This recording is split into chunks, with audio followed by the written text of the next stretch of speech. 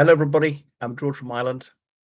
Putin made some revealing comments, unsurprising comments, at the St. Petersburg Economic Forum a few days ago. So it's been going on every June in St. Petersburg, his hometown, for over 20 years. And it used to be an important event, something not that far off the scale of Davos, the World Economic Forum in Switzerland each January. So plenty of foreign heads of state, including Western leaders, would go, the CEOs of major corporations all over the world. It was quite something for real movers and shakers.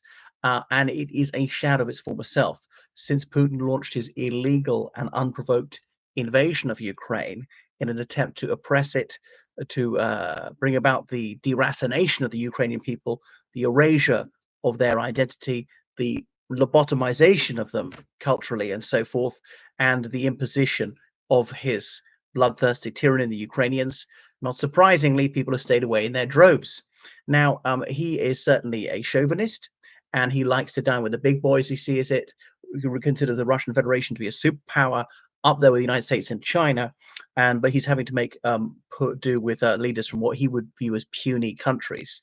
They're openly contumelious against countries from the global south, and yet they'll claim to have fellow feeling with them, that they also oppose Western hegemony and so on. Really, Russia wants to be the hegemon worldwide if they could, but I think even Putin's not quite that deluded. The regional hegemon, he defines Russian security as the insecurity of his neighbors, wants them to be prostrate, pleading for mercy. Anyway, so this is what he said. And despite him pretending to want peace and saying he's willing to meet Zelensky and then chickening out, on the 20th of June this year at the St. Petersburg International Economic Forum, he said, in that sense, the whole of Ukraine is ours. Remember, he published that essay a few months before the war, which surely he didn't write, on the historical unity of the Ukrainian Russian peoples. And it wasn't completely implausible, right? I mean, so, okay, much of Ukraine was part of Russia at one time. Kiev is the birthplace of Russia, and so forth. And so there's some commonalities, and there's some Ukrainians, including ethnic Ukrainians, who accept his view.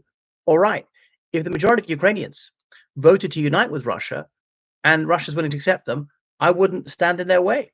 And there's some regions in eastern Ukraine and southern Ukraine where many people feel like that, and most of them are ethnically Russian. And they're not all ethnic Russians who Ukrainian citizens feel that way. There's some ethnic Russians, Ukrainian citizens, who do not want to be part of Russia, except that they are Ukrainian, or also say that Ukraine is a democracy, offers a brighter future than Putin's cruel dictatorship. Anyway, so if when he restricted himself to the eastern regions, there was a modicum of logic and justice to his claim. Not fully, it's certainly not watertight, but it wasn't completely unjust. When he claims the rest of Ukraine, it is. Just because it's part of Russia a very, very long time ago doesn't make it right that it rejoins Russia now. Ukraine is a sovereign nation and recognized by every country in the world, including Russia. And then obviously Putin will talk out of both sides of his mouth. You see how utterly fork-tongued he is.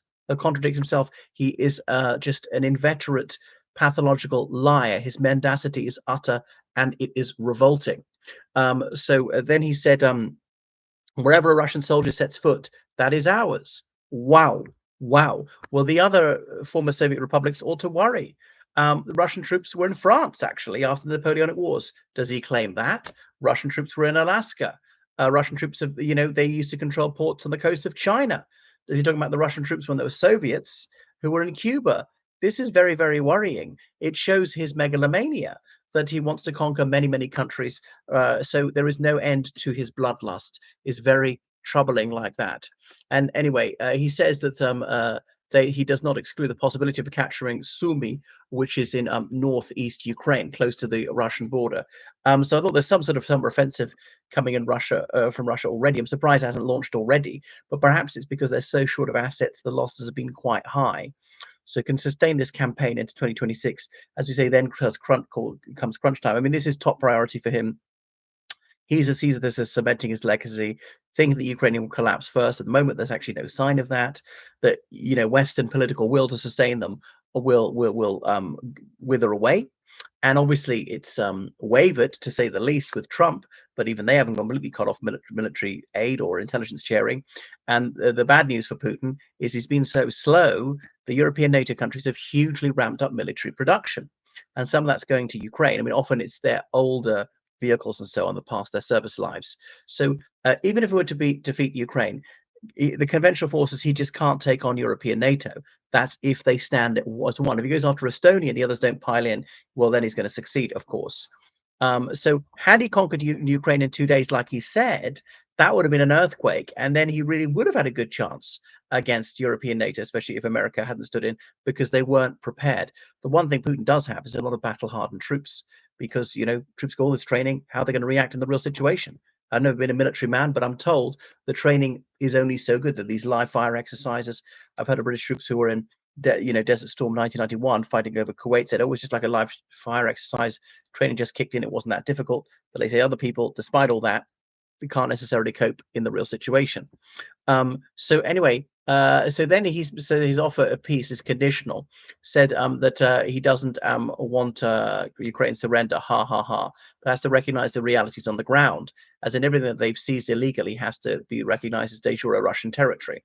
And then he wants Ukraine to be permanently neutral, to never join NATO, to be disarmed. So why wouldn't he invade the rest? Who'd be thick enough to trust him? Well, only Trump. Okay, so he is open to having a parley.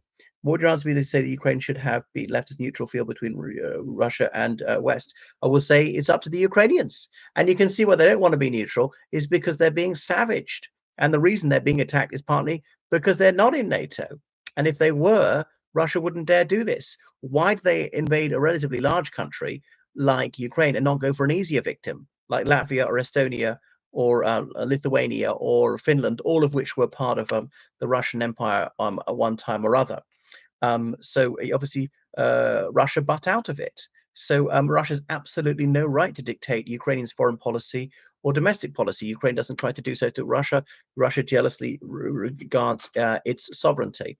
It wasn't in NATO. Okay, they chose to sign this Budapest Memorandum. You can see why. So why doesn't Russia be neutral? And then all its alliances. Why does it the linchpin of the Collective Security Treaty Organization and so forth? Goodness. So Russia currently illegally occupies over 20% of Ukrainian soil.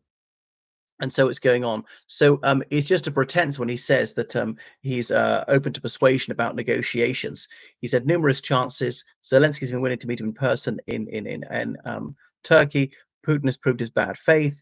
He is a pathological liar. He's absolutely not to be trusted. If you trust him, you really need your head examined. You'd have to be staggeringly stupid. I mean, Trump-level idiocy to trust him.